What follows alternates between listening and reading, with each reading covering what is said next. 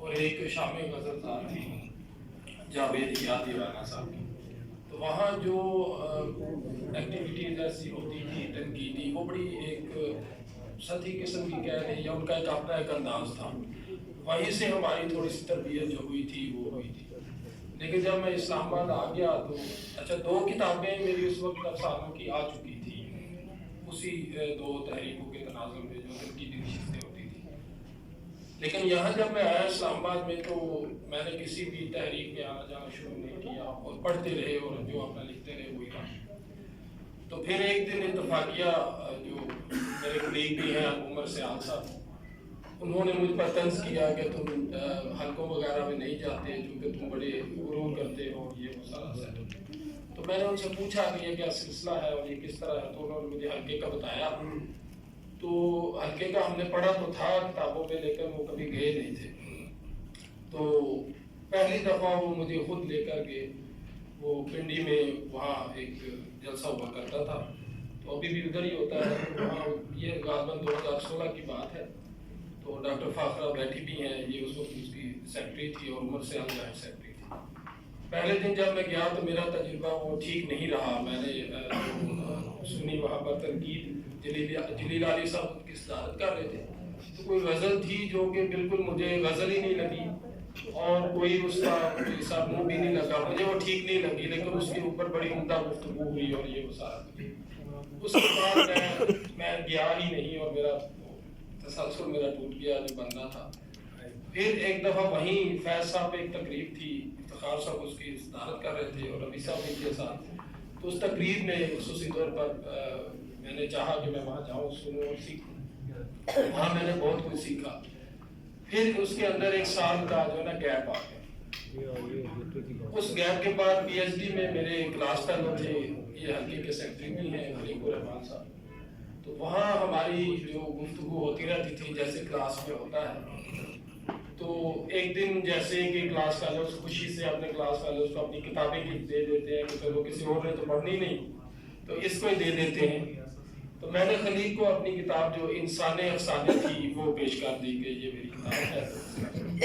اب مجھے علم نہیں تھا کہ خلیق کس سطح کا آدمی ہے، اس کا تنقیدی ویژن کیا ہے. تو جیسے کلاس فیلو ایک کلاس فیلو کی عزت کرتے ہیں ہم تو ویسے ہی کرتے تھے. تو اب سارا دن گزر گیا، شام کو مجھے خلیق کا فون آ گیا اور مجھے کہتے کہ رات یار تو بڑی اچھی کہانی کہنا ہے، تو نہ کسی دن حلقے جا.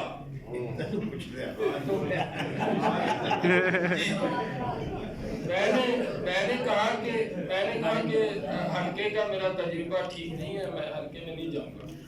وہاں وہ جو آتا ہے منہ اٹھا کے بات کر دیتا ہے، اس کو پتہ ہی نہیں ہوتا، میں نہیں آؤں گا. اس نے کہا نہیں کچھ کرتے ہیں. تو پھر اگلی کلاس میں آیا، اس نے مجھے انسسٹ کیا اور کہا کہ نہیں تم آؤ گے اور دیکھنا تمہیں بڑا فرق پڑے گا اور یہ وسارت. تو میں اس کی باتوں میں آ گیا اور میں حلقے میں پہنچ گیا. میں نے ایک افسانہ تھا وہ پیش کرنا تھا، وہ میں لے آیا اور تانا درست افسانے کا نام تھا. تو وہ میں نے پیش کیا اور اس پہ اچھی خاصی تنقید ہوئی.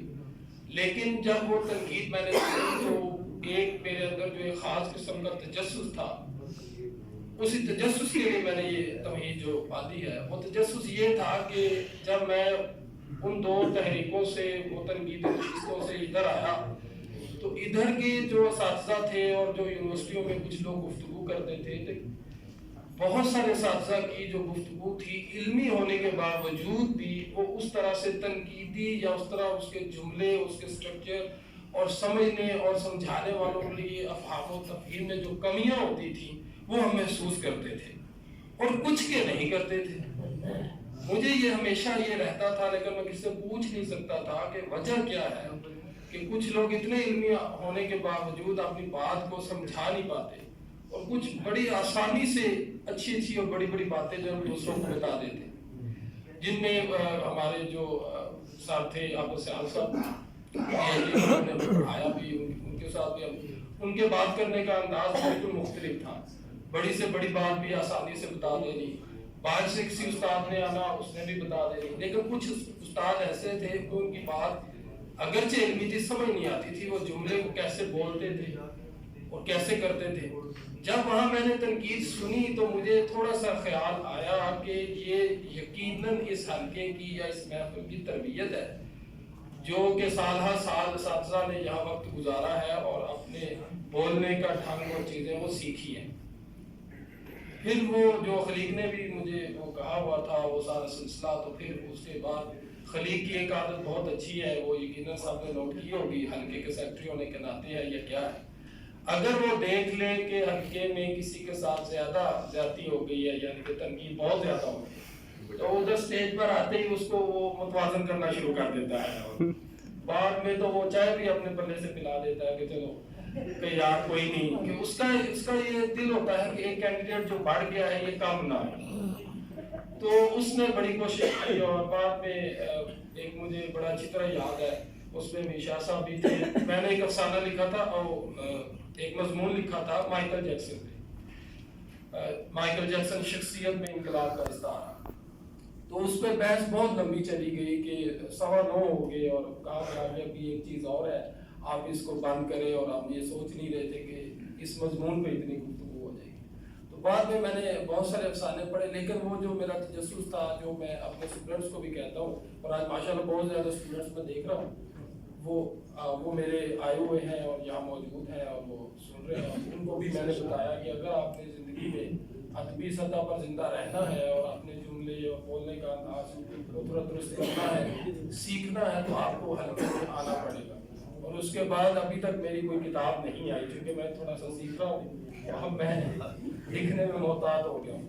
تو بالکل میں تو وہ بالکل میں سیکھ رہا ہوں اور اسی کے مطابق جو ہے نا اپنے آپ کو ڈال رہا ہوں. تو بالکل یہ بات ٹھیک ہے، یونیورسٹیوں کے اساتذہ ہوں یا تلامذہ ہو کوئی بھی ہو، حلقے میں آنا ان کی تربیت کے لیے بہت ضروری ہے. بہت شکریہ.